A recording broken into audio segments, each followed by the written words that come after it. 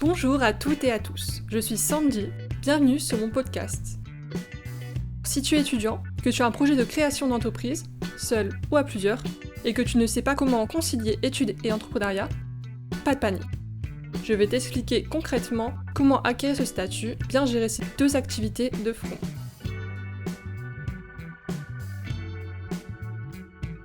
Le SNEE, c'est tout simplement le statut national d'étudiant entrepreneur, créé en 2014 pour encourager l'innovation et l'entrepreneuriat chez les étudiants.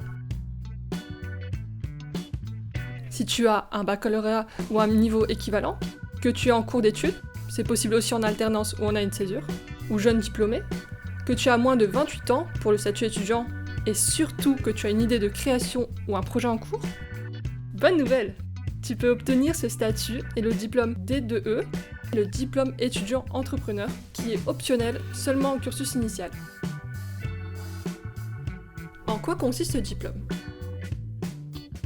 L'objectif du D2E est d'aider les porteurs de projets à acquérir et à développer des connaissances et des compétences sur la création et la reprise d'entreprise pour mener à bien leur projet. Il y a 2 unités d'enseignement à l'intérieur de ce diplôme. Une première UE, parcours de formation, qui met l'accent sur le parcours, les connaissances et les compétences acquises par l'étudiant tout au long de l'année, et donne lieu à la réalisation d'une synthèse qui sera intégrée dans le rapport portant sur le projet entrepreneurial. Et une deuxième UE, projet entrepreneurial, qui se traduit par la réalisation d'un rapport et d'une soutenance. Maintenant que tu es éligible, tu te demandes probablement comment faire. C'est simple. Il faut d'abord composer un dossier en ligne sur le SNEE, sur la page du ministère de l'Enseignement supérieur et de la Recherche. Ensuite, un comité d'engagement du PEPIT instruit les demandes pour le ministère chargé de l'Enseignement supérieur, de la Recherche et de l'Innovation. Ce comité va juger de ta motivation et de la qualité de ton projet. PEPIT, drôle de nom. PEPIT est l'acronyme pour Pôle étudiant pour l'innovation, le transfert et l'entrepreneuriat. Il existe actuellement 33 pépites sur le territoire français.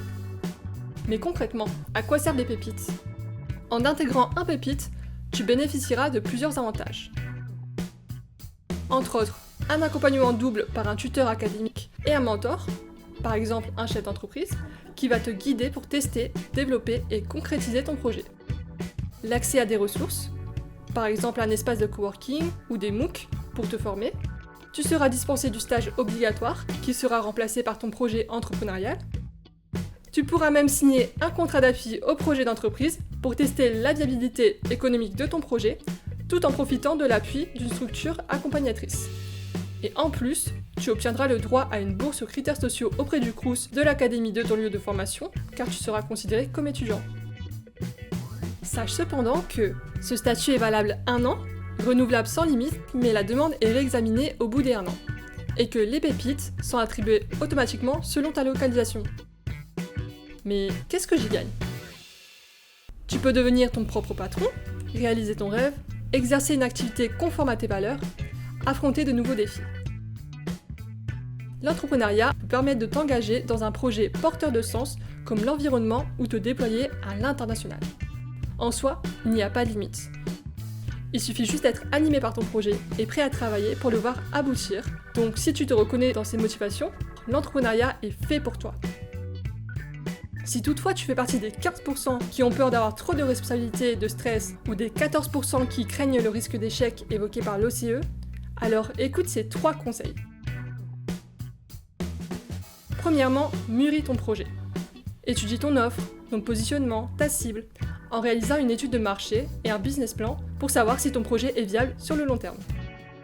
Deuxièmement, prends du recul pour savoir si tu réussiras à gérer tes études et ton projet entrepreneurial.